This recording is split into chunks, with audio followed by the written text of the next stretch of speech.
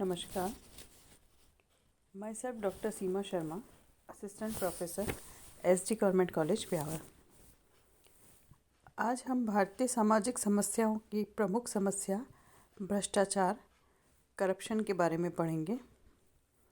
वर्तमान समय में भ्रष्टाचार की समस्या सभी देशों में पाई जाती है और इसका कोई ना कोई रूप सर्वत्र देखने को मिलता है।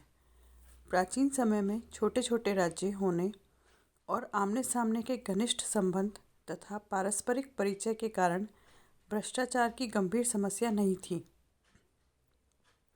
उस समय अधिकारियों का अधिकार क्षेत्र भी सीमित था, अतः उनके भ्रष्ट होने के अवसर कम थे। लघु समाजों और प्राचीन समाजों में राजनीतिक पद उच्च जातियों के लोगों के पास ही थे, अतः उस समय भ्रष्टाचार कुछ सीमित लोगों तक ही व्याप्त था। चाणक्य ने भी अपनी पुस्तक अर्थशास्त्र में विभिन्न प्रकार के भ्रष्टाचारों का उल्लेख किया है।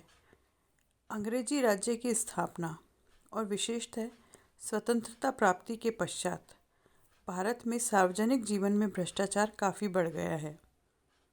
भ्रष्टाचार में व्यक्ति सामाजिक नियमों का सोच समझकर उल्लंघन करता है तथा अपने स्वार्थ की पूर्ति के लिए दूसरों के हितों की अवहेलना करता है।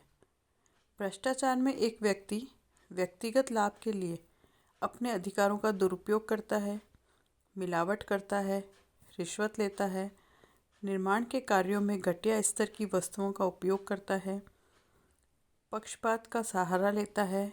आज़ादी के बाद भारत में भ्रष्टाचार की मात्रा बढ़ी है और व्यापारी, उद्योगपति, विधायक, मंत्री, डॉक्टर, इंजीनियर, प्रशासक और राजनीतिज्ञों द्वारा भ्रष्टाचार किए जाने के अनेक मामले प्रकाश में आए हैं। इनके निवारण के लिए समय समय पर कई विभागों और समितियों की स्थापना की जाती रही है, किंतु भ्रष्टाचार उन्मूलन के स्थान पर इसमें बढ़ोतरी ही हुई है। बोफोर्स तोपकांड, पनडुब्बी कांड, बिहार में चारा घोटाला, हवाला कांड आदि उच्च स्तर पर राजनीतिक और प्रशासनिक भ्रष्टाचार के ज्वलंत उदाहरण हैं, जिसमें अखिल भारतवर्षीय स्तर के राजनेता और उच्च अधिकारी लिप्त रहे हैं। यह नैतिक पतन की चरम सीमा है, जिससे ऐसा प्रतीत होता है कि मानव रक्षक ही भक्षक बन गया हो। भ्रष्टाचार की अवधारणा। भ्रष्टाचार शब्द का प्रयोग बड़े अर्थों में हुआ है। पुलिस और सरकारी अधिकारियों द्वारा घूस लेना, यौन अनाचार, व्यापारियों द्वारा कम तोलना, मिलावट करना, समलैंगिकता, कालाबाजारी, न्यायाधीशों द्वारा पैसा लेकर अपराधी को मुक्त कर देना, चुनाव में जीतने के लिए गड़बड़ियां करना, चंदे की रकम में गोलमाल करना आदि सभी भ्रष्टाचार के अंतर्गत आते हैं। भ्रष्टाचार के स्थान पर अनुचित लाभ शब्द का भी प्रयोग किया जाता है। अनुचित लाभ एक विस्तृत कोणीय अवधारणा है, जिसमें अनेक प्रकार के लाभ सम्मिलित हैं। इसमें पुलिस द्वारा ट्रैफिक के नियमों को तोड़ने वालों से सिगरेट स्वीकार करने से लेकर बड़े बड़े घोटाले तक आते हैं। ग्राफ्ट भ्रष्टाचार का ही एक चरण है, जिसमें व्यक्ति अपनी शक्ति एवं राज्य के साधनों का व्यक्तिगत हितों और पार्टी के हितों के लिए दुरुपयोग करता है। यह लाभ आर्थिक ही हो यह आवश्यक नहीं है। भ्रष्टाचार व्यक्तिगत लाभ के लिए किया जाता है। भ्रष्टाचार में के अनेक प्रकार होने के कारण इसकी परिभाषा कठिन प्रतीत होती है, किंतु भ्रष्टाचार की कुछ परिभाषाएं इस प्रकार है। भ्रष्टाचार निरोधक समिति 1964 के अनुसार शब्द के व्यापक अर्थ में एक सार्वजनिक पद अथवा जनजीवन में उपलब्ध एक विशेष स्थिति के साथ संलग्न शक्ति तथा प्रभाव का अनुचित या स्वार्थपूर्ण प्रयोग ही भ्रष्टाचार है।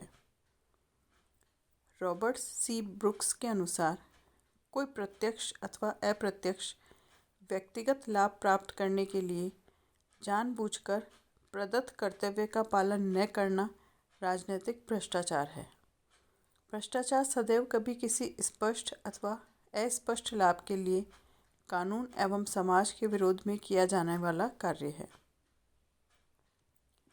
इलियट व मेरिल के अनुसार प्रत्यक्ष अथवा अप्रत्यक्ष लाभ प्राप्ति हेतु जानबूझकर निश्चित कर्तव्य का पालन न करना ही भ्रष्टाचार है।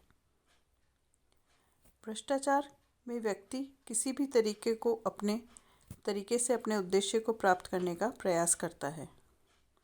भ्रष्टाचार की निम्नलिखित विशेषताएं इस प्रकार हैं। भ्रष्टाचार में स्वार्थ पूर्ति के लिए लघु मार्ग या शॉर्टकट को अपनाया जाता है। दूसरा, इसमें नकद या वस्तु के रूप में घूस दी जाती है। तीसरा, इसमें अयोग्य के प्रति पक्षपात व योग्य के प्रति अन्याय होता है। इससे अंततः समाज को हानि होती है। चौथा है, यह लेन देन के सिद्धांत पर आधारित है। पांचवा, भ्रष्टाचार में पैसा उद्देश्य भी है और साधन भी।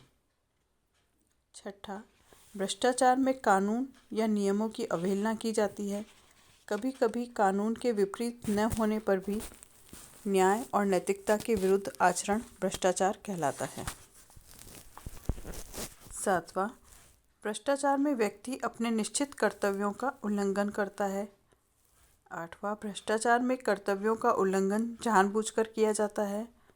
और अंतिम, भ्रष्टाचार में कर्तव्यों का उल्लंघन प्रत्यक्ष या अप्रत्यक्ष रूप से कोई अनुचित लाभ उठाने के लिए किया जाता है। इस प्रकार हम देख सकते हैं कि भ्रष्टाचार वह भ्रष्ट आचरण है जो अंततः समाज को ही हानि पहुंचाता है।